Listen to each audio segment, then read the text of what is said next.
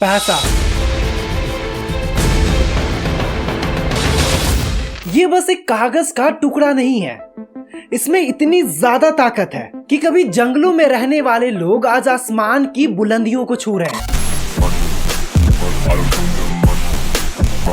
पूरी दुनिया में कितना पैसा है? 9 ट्रिलियन डॉलर। बट इतना पैसा आया कहां से? इसे किसने बनाया? समाज में एक वर्ग ऐसा भी है जो कहता है कि पैसों से खुशियां थोड़ी ना खरीदी जाती है। उन लोगों को Elon Musk, Bill Gate, Jeff Bezos, Gautam Adani देखने के बाद रोड पर अपना जीवन बिताने वाले लोगों पर भी एक नजर डालनी चाहिए। You will surely understand the value of money.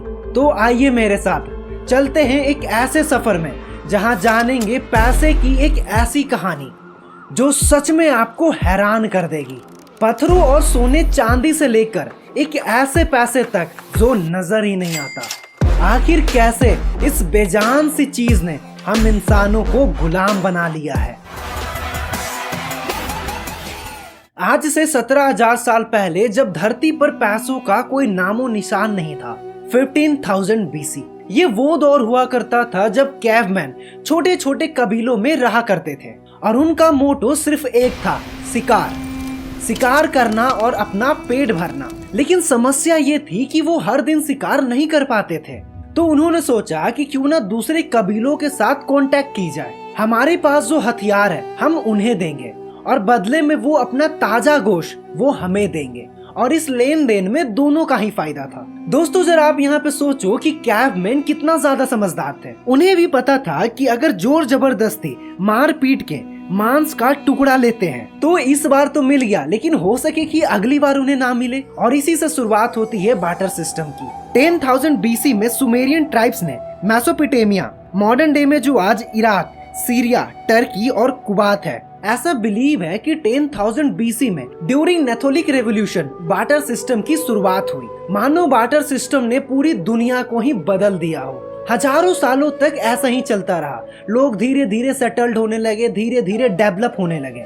कुछ लोग ट्रेड्स करने लगे, कुछ लोग खेती करने लगे, वहीं कुछ लोग स्टोन्स और मिट्टी के आइटम बनाने लगे। अब इन्हें एक ऐसी जगह की जरूरत थी जहां इनके द्वारा बनाए गए सामान और अनाज एक दूसरे से एक्सचेंज कर सके। But there was a big problem with water system. जैसे आज मॉडर्न डे में हमारे पास करेंसी है, उसका एक स्टैंडर्ड वैल्यू है।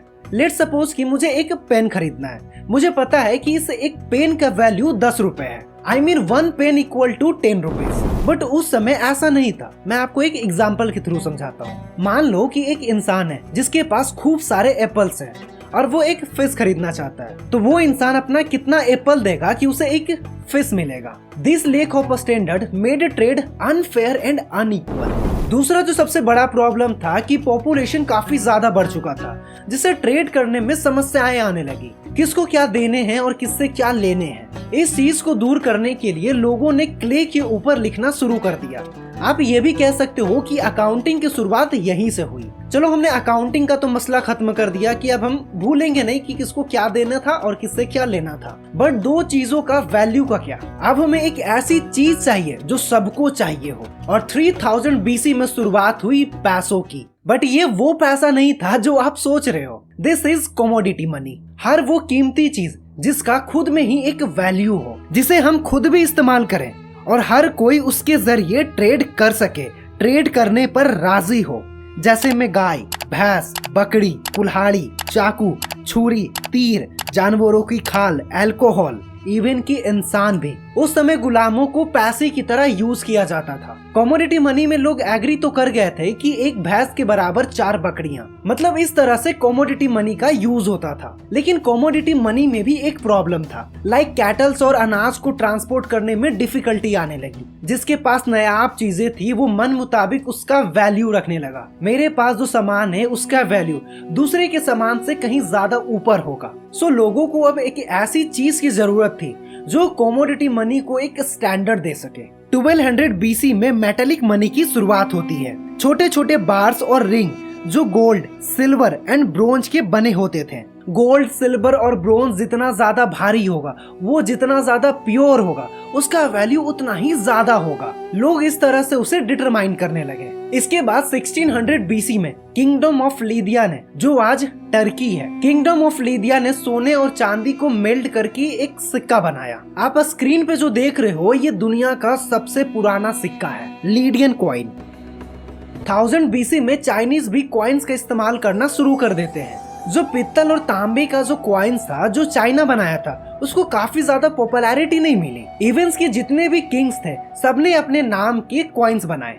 जाहिर सी बात है कि इन सिक्कों की वजह से ट्रेड काफी ज्यादा आसान हो गया। लेकिन जब अलग अलग कंट्री से ट्रेड होने लगा और उस टाइम का जो ट्रेड होता था वो समुद्र के रास्ते होता था, जहाजों में सिक्कों को भरकर ले जाया जाता था। क्योंकि सिक्के ज्यादा मात्रा में होने की वजह से ट्रांसपोर्ट में समय लगने लगा, जिसकी वजह से सिक्कों का चोरी होने का भी खतरा बना रहता था। और तो और सिक्कों को गिना तो जा सकता था, बट इतने सारे सिक्कों को गिने कौन। अब लोगों को एक ऐसी करेंसी की जरूरत थी जो बेहद ही हल्का हो, ट्रांसपोर्ट करना भी उससे आसान हो। चार्ल्स ने कहा था, everybody loves progress but nobody like change. हर कोई तरक्की करना चाहता है लेकिन कोई भी बदलाव नहीं चाहता है।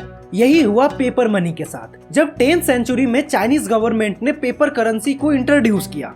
करेंसी पर गवर्नमेंट का एक स्टंप होता था जो बताता था कि ये वैलिड है, इसका एक वैल्यू है। इवन की 13th सेंचुरी में कुबलाई खान ने भी पेपर करेंसी इंट्रोड्यूस किया था। कुबलाई खान पेपर का एक टुकड़ा देता था और जो लोग उसे लेने से इनकार कर देते थे उसे मौत के घाट उतार देता।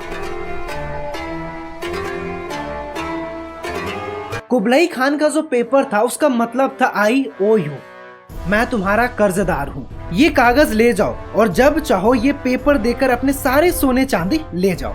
लेकिन लोगों ने सोचा कि सिक्के से ट्रेड क्यों करना, हम कागज से ही ट्रेड करते हैं। ये आइडिया इतना ज्यादा शानदार था कि ना सिर्फ चाइना में बल्कि अलग अलग कंट्री में भी पेपर करेंसी का इस्तेमाल होने लगा। दोस्तों जानते हो IOU ही आगे चलकर बैंकिंग सिस्टम बना। कुछ लोगों से सोने के सिक्के लेकर IOU देने लगे।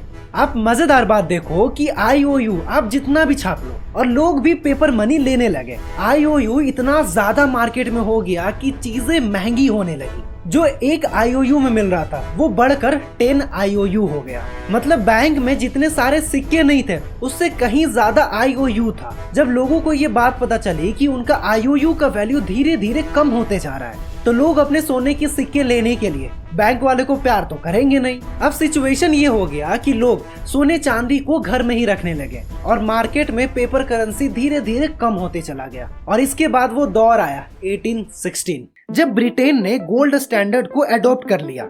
जितना हमारे पास गोल्ड होगा हम उतना ही पैसा छापेंगे, जिससे इन्फ्लेशन भी नहीं होगा और लोन भी एक लिमिट में दिया जाएगा। और ये इतना ज्यादा कारगर था कि सारे कंट्री ने अपने पेपर मनी को गोल्ड स्टैंडर्ड के मुताबिक कर दिया। 1930 में यूएस में ग्रेट डिप्रेशन चल रहा था, स्टॉक मार्केट क्रैश कर गया, बैंक फेल हो गए, over production in agriculture, global trade decline कर गया डिफ्लेशन की वजह से, क्योंकि चीजों की कीमत काफी ज्यादा कम थी और कंपनियों को घाटा होने लगा और कंपनियां लॉसेस में जाने लगी। इवन की एम्प्लॉइज तक को पैसे देने के लिए पैसा ही नहीं था। To end the relationship between dollar and gold. अब जो होगा वो होगा पेपर करेंसी। बैंकों को ये पावर दे दिया गया नोट प्रिंट करने का। बैंक पैसा ज्यादा या फिर कम ना छाप दे, इसके लिए सेंट्रल बैंक को भी बनाया गया। और इसके बाद से तो मानो अलग अलग कंट्रीज ने अपने अलग अलग करेंसी बनाए। इसके बाद डिजिटल करेंसी आया, ना किसी जानवर की जरूरत, ना किसी मेटेलिक मनी की जरूरत, ना ही किसी कैश की जरूरत। इनविजिबल तरीके से पैसा यहाँ से यहाँ। फिर आया क्रिप्टो करेंसी। तो आशा करता हूँ कि वीडियो आपको इन्फॉर्मेटिव लगी हो। तो मिलते हैं अगले वीडियो में एक नए टॉपिक के साथ। और वीडियो देखने के लिए आपका दिल से शुक्रिया।